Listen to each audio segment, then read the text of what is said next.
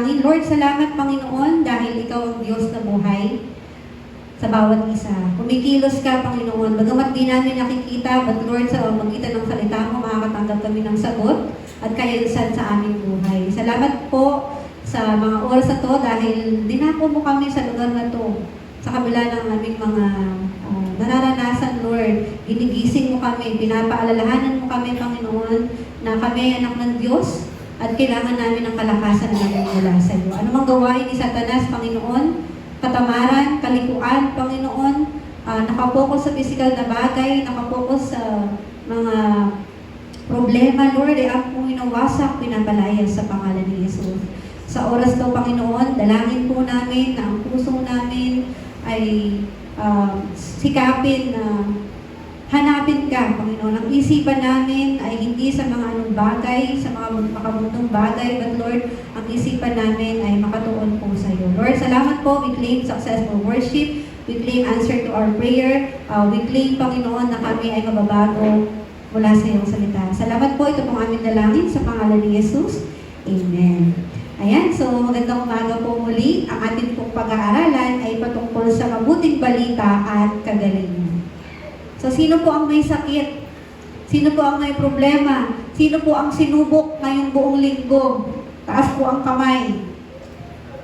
No? We need the gospel. We need healing. Personally, ako po ay sinubok din, no, ng sitwasyon. But na-realize ko how powerful the Word of God is. Kasi kung hindi tayo susubukin, kung hindi natin mararanasan yung suffering, yung stress, paano po tayo tatawag sa Diyos? So, ito lang yung ebidensya na kailangan po natin ang Diyos. So, ngayon po, pag-usapan natin yung something real, no? Something that every one of us deal with. Ano po yun? We have pain, we have sickness, we have stress, heartbreak, and confusion. Tama po ba? Naranasan natin to. Most of us, some of us, lahat tayo, nakakaranas ng ganitong pagsubok. Pero alam niyo po ba na yung ibang pain, no, nakikita panlabas. But there are pains na nasa loob. That's why we fall into depression, anxiety, family problem. Ano pa po?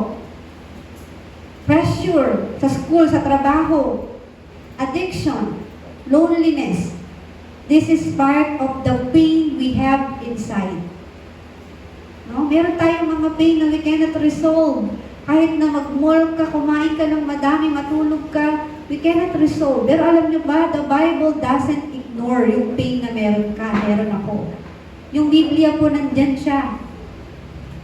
Yung salita ng Diyos. Kaya si Jesus, nung panahon niya, no, nag-preach po siya. Pero hindi lang siya basta nag-preach, nagpagaling siya. Naggawa siya ng mga miracles. No, pinakita niya doon yung love ng Diyos through miracles. Hindi lang basta sinabi niya na tanggapin niyo yung si Jesus. He was showing God's heart. He was showing God's love, no? Yung Panginoon, hindi lang siya nagpapagaling. Hindi lang niya pinifix yung buhay natin. Pinapakita niya na mahal niya tayo. And sa ating pong point number 1, God's promise of healing. No, parang, sino po ba yung gustong makaranas ng matinding sakit? Matinding problema? Wala po. But bakit natin na-i-experience? The Bible shows that healing is not just something God can do. Ano po yun? It is something He loves to do. Iba po yung kayang gawin. Sa may binibigay ka, may binubuhos kang pagmamahal. So sometimes tayo, we can do things. But iba kapag ka with love, ginagawa mo with love. Pero yung Panginoon, He always do things with love. Kaya when we read the Bible, makikita mo how God loves us. Jesus healed everyone who came to Him. Kaya nung panahon noon, no, yung babaeng dinudugo for 12 years, nakipagsiksikan siya para lang maabot yung laylayan ng damit ng Diyos. Mark 6, verse 56, as many as touch Him were made well. But tayo, we cannot touch any garments ng Panginoon sa panahon natin ngayon. And paano po tayo mahihil? Through the Word of God. Now imagine today, everyone who reached out to Jesus, ano po'y nawala sa kanila? Gumaling sila, nawala yung stress, nawala yung takot, depression, yung mga pain, physical hurt, they received help when they came to Jesus. Alalahanin po natin, no? Jesus understand our pain. No, minsan ganito tayo Lord, nag-pray naman ako, ba't gano'n? Ang tagal-tagal. We always blame the Lord. Kaya kanina nung nag-prayer tayo, no, sabi ko, we pray for patience. Then God gave us struggles. God gave us pain. That's the process that God is doing or answering our prayer. Gaano ka magkakaroon ng pasensya in your times of trouble? Sa kakulitan ng anak mo, no? That's also answer ng Lord. Na makulit yung anak mo because you pray for patience. You pray for strength. The Lord gave you something na mahirap. But pinapakita nun ng Lord na sasagutin niya yung panalangin mo. But again, we don't pray. Kaya hindi tayo makareceive, hindi natin makita na answer na pala yung nararanasan natin. Matthew 8:17. He took our sickness and carried our pain. Pangako to ng Diyos. Lahat na nangyayari sa atin, pangako ng Diyos. Pangako ng Diyos na maghihirap tayo, na magkaroon tayo ng problema. Pangako ng Diyos na pagalingin ka. Pangako ng Diyos na kunin niya yung pain na meron ka. Jesus knows what it feels like, yung pagod, kasi naging tao din siya. Yung people misunderstand you, or even you're overwhelmed ka. That's part of being humanity. But again, huwag natin itago yung pain na meron tayo. Confess it to God. Say it to God. But ano po ginagawa ng maraming tao? Wrong ways people try to heal today. We have so many ways, but we don't know kung tama ba ito o mali. But these are the wrong ways. Baka meron tayo. Baka nandito tayo sa mga maling pamamaraan para makatanggap tayo ng sagot o kagalingan. No, a lot of us are trying to be healed. No, but we don't know na nandun na pala tayo sa mga maling pamamaraan. Hindi dahil bad tayo kasi ginagawa natin yon, but because nasaktan tayo kaya ginagawa natin yun. Na-desperado na tayo kaya ginawa natin yung pamamaraan na yun. Ano po yun? Wrong ways is, una, ignoring the real pain. Instead of dealing with heartbreak, we pretend that we're okay. Sino po dito? Na yung ngingiti kahit maraming problema. No, sometimes we are like this. No, we tend to scroll sa mga social medias, sa Facebook, TikTok, Instagram, at marami pang iba. But ignoring pain never heals. So do not ignore your pain. It's okay na nasasaktan ka. It's okay na you're not okay today. Now, trying to fix only physical stuff. So ito tayo. May mga gagawin tayong bagay na magiging komportable tayo, magiging feel okay tayo. Now, ano gagawin natin? Makatulog na nga lang muna para makalimot ako. Ano pa? Kain ako ng madami, ng masarap. May problema ako. Nag-chat ako sa GC namin. Ganyan. Sabi ni Pastor Dom, mag-ice cream ka muna. Now, sometimes, to boost yung ating physical na nararamdaman. Isa to sa mga bagay. Mag-workout para maging okay. Pero yung mga bagay na yun, nakakatulong po yun. But again, they can heal the hurting heart.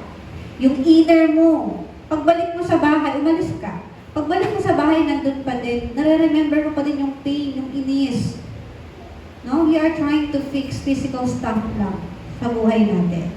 But again, no, we also rely only on people. No, katatawagan natin yung friends natin. We will consult our doctors, yung mentors natin, hihingi tayo ng tulong. Tama naman po yun.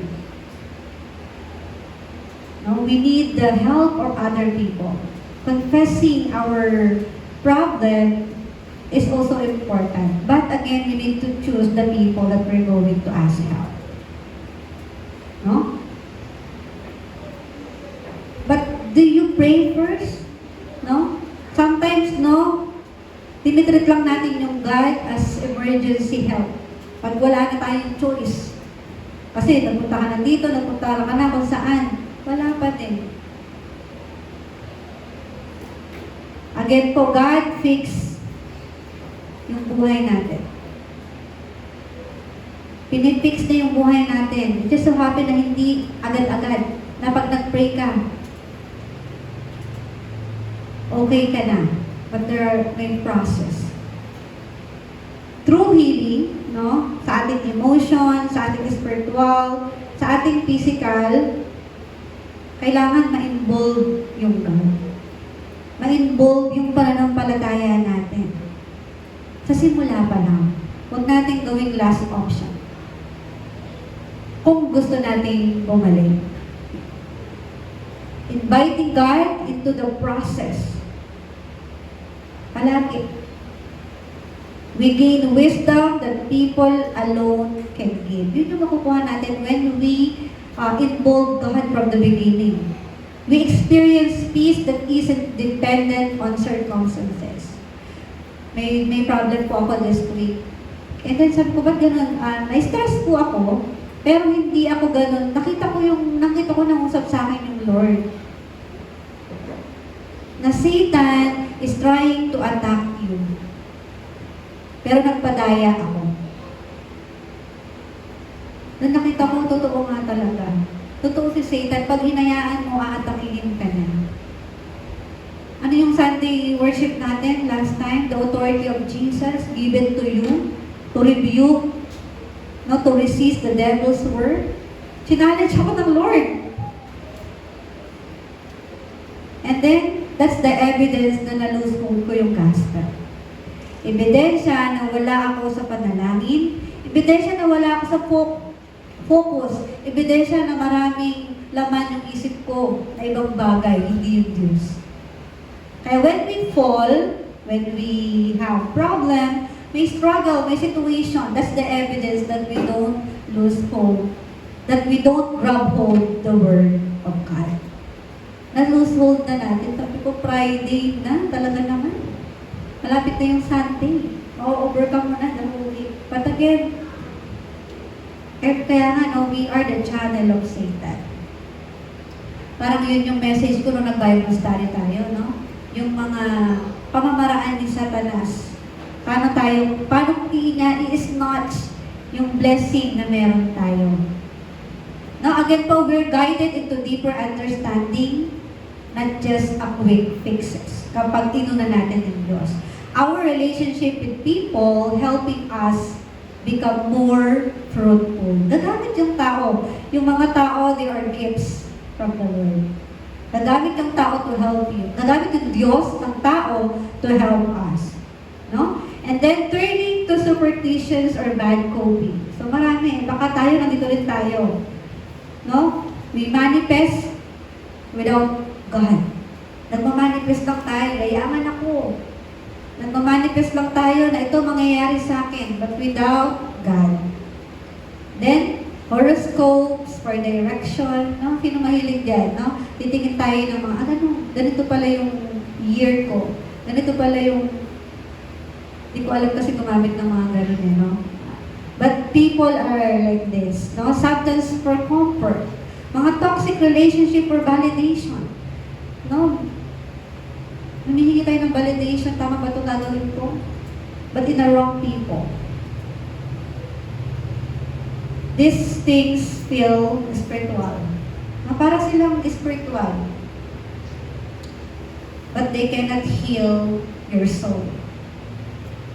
Kahit gawin natin to, we cannot heal yung inner, yung fundamental problem na nasa atin. No? Point number 3, why do diseases and problem happen? And then because of that na ginawa natin, no, yung mga wrong ways na ginawa natin, magkakaroon tayo ng mga problems, diseases. Magkakasakit tayo. Kahit yung mga kabataan natin, no, magkasakit. Even tayo may problema. But the Bible shows 5 main causes, no, ng mga diseases and problems na to, bakit nangyayari. First, natural causes. Sometimes we are tired because we sleep like 2, 3, 4 hours. We don't have enough sleep, that's why we're tired. This is also a, kung bakit tayo may sakit. Sometimes we're stressed because of we've taken too much. Our body is overwhelmed. And even a strong Christian gets sick and exhausted. So ato tayo sa part na yun. We are Christian, we are child of God, children of God. But we suffer. We have problem, we have sickness. And also diseases and problems happen because of our mistake. Sometimes kapag ka sa school, we only have last minute. Last minute na. Gagawa ka, magre-review ka. Magpe-prepare ka for the program. Last minute na. Iinom ka ng matabang na kape or any energy drink for you to, para magising ka. Ano kaya mangyayari sa atin pag ganun ginawa natin? O kaya naman you stay in a toxic relationship and then ngayon you are emotionally drained. So sometimes ganun. Because of our mistake. But again, not everything is spiritual.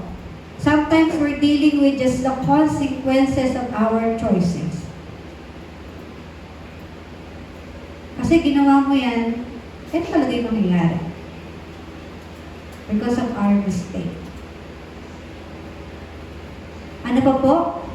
Bakit tayo nagkakasakit? Bakit tayo may problema? Sometimes it's situation na inaalaw ng Lord. No? God allow challenges for us to grow. We pray for patience. God put you to the difficult situation, to the difficult people. Because you pray for patience. Susubukin ng Lord. You pray for strength. God let you walk through struggles. We pray for clarity. Now, God, slow your plans. Yeah. No, ganun. Minsan, nananalangin tayo, pero iba yung gusto nating sagot. Nung pala, yung nangyayari sa akin, kaya ka nagkasakit, that's answer ng Lord. Para makabalik ka sa panalangin. Sabi nung asawa ko, you learn from the hard ways. Minsan yung sobrang sakit talaga, doon ka matututo. Kasi pag di ka nadapa, hindi mo malalaman na masakit pala yung tuhod mo, na may sugat ka pa. So sometimes ganun din.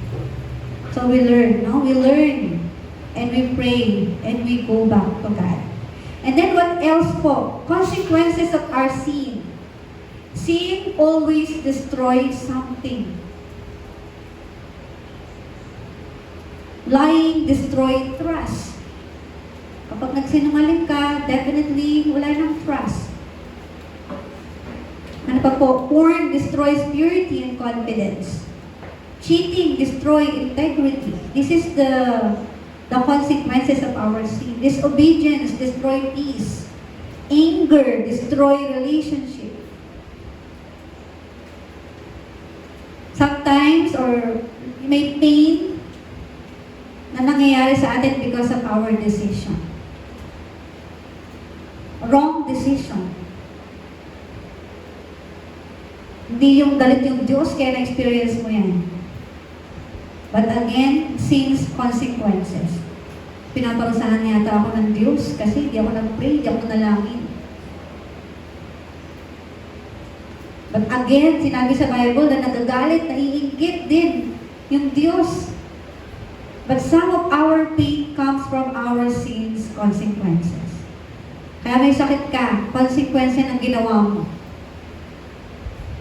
Kaya galit ka, konsekwensya ng ginawa mo. Sometimes, kaya stress tayo, may ginawa tayo. But what is the good news? Ang good news po, repentance bring healing. Kaya nga po nandun yung Diyos. Humingi agad tayo ng tawad. Lord, sorry, nagawa ko to, nadala ko ni Satanas, nadala ko.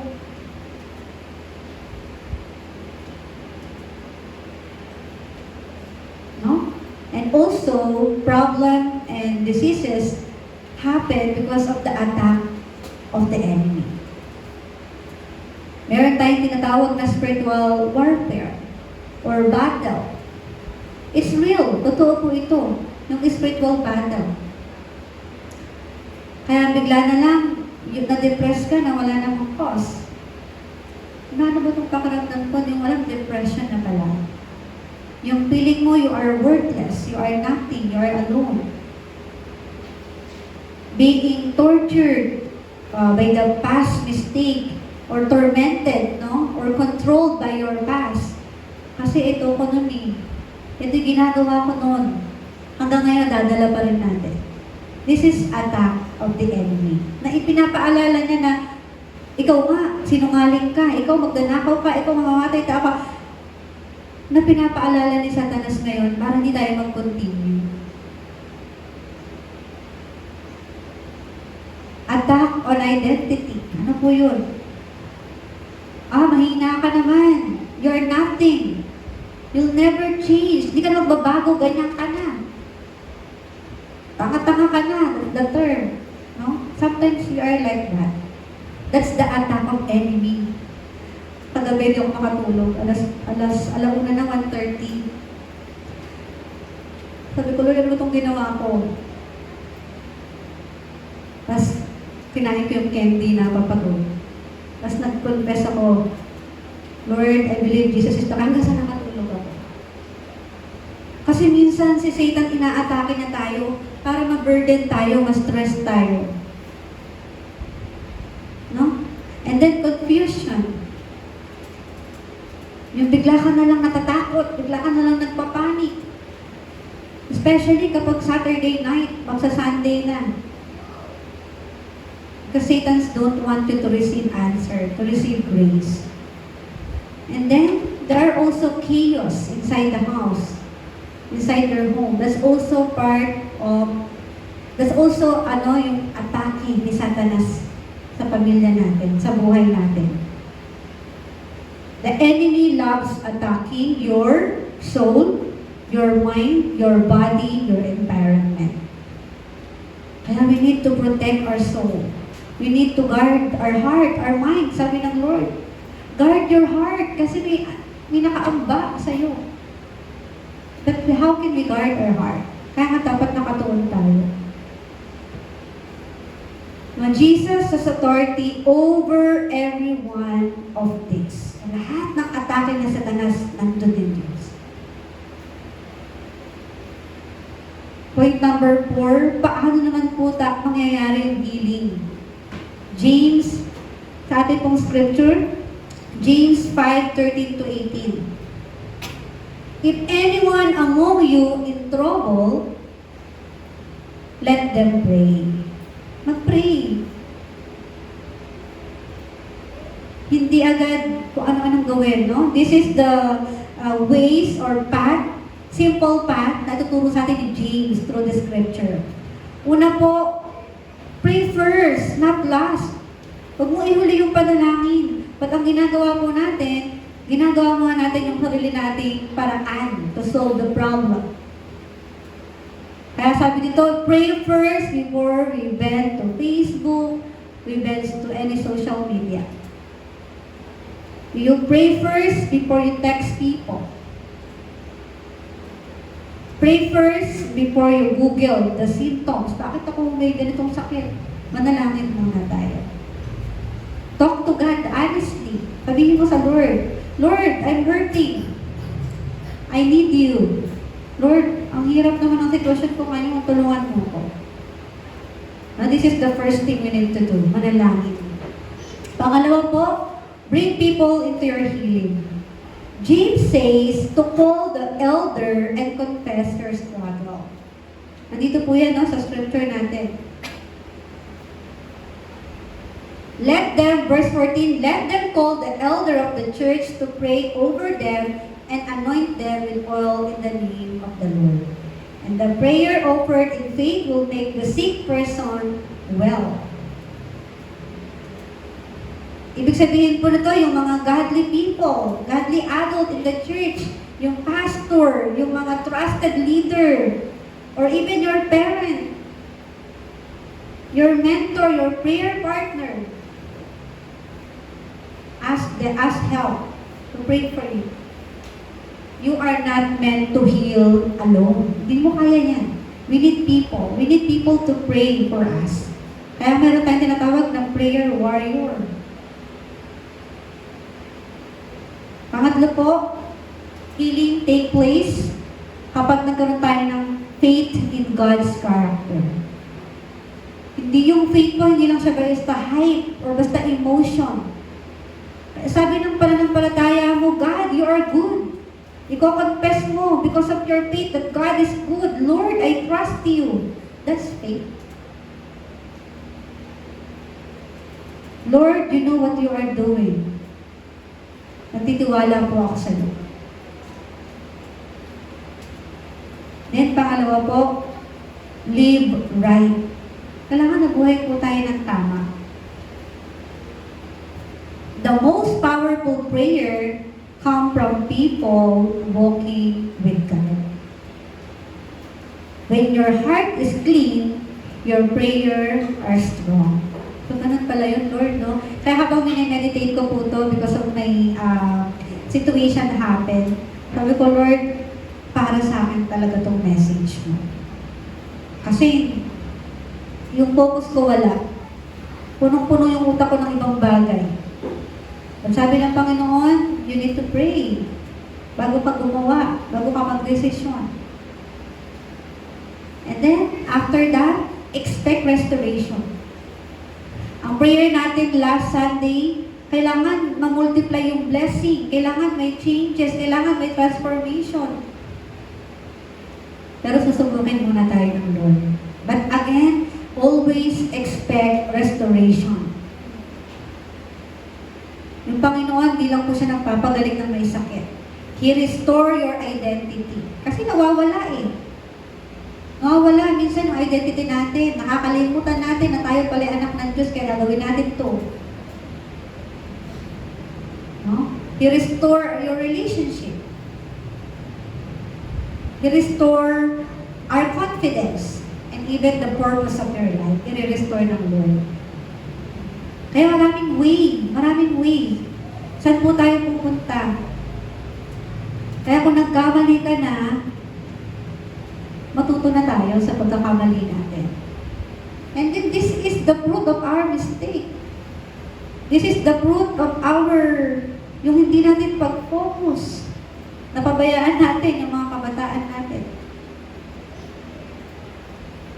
Hindi dahil tinatamad sila. Because we forgot to pray for them. Sabi ko, Lord, I am the leader. Pero nasan yung focus ko? So ito ulit yung tinuturo sa atin, reminder ng Lord sa atin that we need to go back to the right track where we belong. Kasi nag-pray tayo ng praise team. We already received answer. But again, expect restoration, sabi ng Lord. Especially, marami tayong plans, marami tayong gustong gawin to follow God. May remnant day tayo, may mga gagawin tayong program para sa Panginoon. Aatakihin tayo ni Satan. So leaders, we need to stand firm. We need to stand firm. We need to go back to prayer. And then expect restoration. Amen? For our conclusion po, whatever you are facing right now, stress man yan, anxiety man yan, depression, heartbreak, ano pa? Sakit, meron ka bang addiction sa mga oras na to, nabubuli ka, mag-isa ka lang, humaharap sa problema mo, whatever it is, nakikita ko ng Lord yan. Alam ng Lord at kung ano yung pinagdadaanan mo. And Jesus cares for you. Jesus heals, remember? Nagpapagaling po yung Diyos. Kapag ang bigat-bigat na, kaya kailangan natin magpunta sa church. Kailangan natin makakausap ng tao to lift up our spirit. And then, habang nag-scroll ako sa Facebook, kilala niyo po ba si Dr. Alvin? Sabi niya, we have hormones. No? Kapag ka stress ka, pagod ka, sabi tumayo ka ng matuwid. Mayo ka. Rest your body. Pag malungkot ka, ang gawin mo, smile ka daw. Pagka hindi mo, so syempre, pag galit na galit ka, kahit gusto mong smile, problemado ka, hindi ka makasmile. Sabi niya yung hormones daw ng happy hormones mababa. Kaya we cannot smile. Hindi tayo makatawa. Pero sabi doon, pilitin mo kahit mukha kang ewan. Pilitin mo ngumiti para daw tumaas yung happy hormones natin. No? Sabi ng Dr. Alvin. So, ginawa ko yun. Kasi pag naaalala ko, ginawa ko na, iinis ako, na-stress ako. But again, sabi ng Lord, He cares for you. Dito ko anak, no? He heals physically. Kaya kung magaling ka na, praise God. Kung may sakit ka pa, manalangin. Hanggang sa makakuha ka ng kagalingan. He heals even our emotion. No? Ito yung mahirap eh. Ito yung mahirap kapag emotionally weak na tayo. But again, God heals our emotion, our mental, especially our spiritual. Ibigay natin sa Diyos lahat ng pain. Lahat ng question mo na hindi masagot, ibigay mo sa Diyos. Ang kahinaan mo, ibigay mo rin sa Lord. Huwag mo i-blame yung sarili mo. Kasi kapag binlame mo ng binlame yung sarili mo, kaya tayo ganyan, kaya ka ganyan, nababa yung confidence natin, ayaw mo nang manalangin, papasok na yung atake ni Satanas sa'yo. But again, we need to help na mag-boost ulit yung confidence, yung faith natin sa Panginoon. No, hindi, yung Panginoon, hindi siya natatakot na yung buhay mo messed up. He is ready to help, to restore, to give you freedom, to make you whole again. Ano pong sabi dun sa Ezekiel, yung dry bones, anong chapter yun? No, the valley of dry bones. Even yung mga patay na, sabi nga ni Teacher din, lusad-lusad na lang buto. No? Message to nung Friday. Binuhay ng Lord. Kung wasak na yung buhay mo, kung empty ka, i-restore tayo ulit ng Lord. Pero may gagawin po tayong action. Action is we need to go back to God. No, Jesus is still the healer. And He wants to heal you today. Hindi mamaya. Hindi bukas. Ngayon, pagagalingin ka na ng Diyos. Kaya sabihin nyo, Lord, I receive the healing right now. This is a power of confession. Kaya, nung habang nag-meditate ako, Lord, ang galing, no? At tapos, ganun pala yung feeling na namumusap yung Lord sa'yo sa lahat ng nakikita mo. Then, pagtingin ko dun sa may kwarto namin, may verse, sabi niya, I will make you strong. Kaya kapag kasi sinisik mo pala yung Word of God, mangungusap yung Lord sa'yo. Sa lahat ng nakikita mo, hindi mo makikita yung pangit. Mangungusap. So, nawa ma-experience din po natin na yung Lord makita natin sa lahat ng bagay. Yan, pinagpapala ko po kayo sa pangalan ni Jesus. Ang lahat po ay magkaroon ng victory within the movie. Victory against Satan. No, victory na nakatanggap na tayo ng kagalingan mula sa Diyos. If you're not okay, you will be okay right now. Sabihin mo nga sa katabi mo, magaling ka na. Amen? Magaling na ako. Thank you, Lord. Tayo po'y manalangin. Lord, salamat po sa kasagutan sa aming mga panalangin. Hindi ko po alam kung anong pinagdadaanan ng bawat isa. Pero Lord, in times of struggle, sinabi mo sa iyong salita na we need to pray. Kapag may problema kami, we sing praises para ma-restore kami.